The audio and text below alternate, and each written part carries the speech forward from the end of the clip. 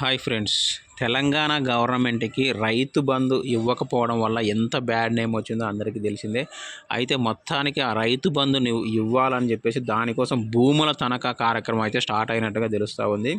కోకాపేట భూములు తాకట్టు పెట్టి రైతు బంధు నిధులు రెడీ చేస్తున్నట్టుగా తెలుస్తూ ఉంది.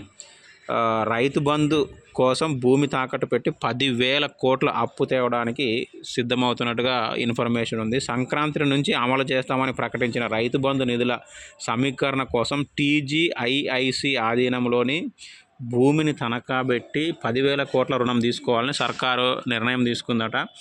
9.6% వార్షిక వడ్డీతో 10,000 కోట్ల అప్పు ఇవ్వడానికి ఐసిఐసిఐ బ్యాంకు ముందుకొచ్చినట్లుగా సమాచారం ఉంది.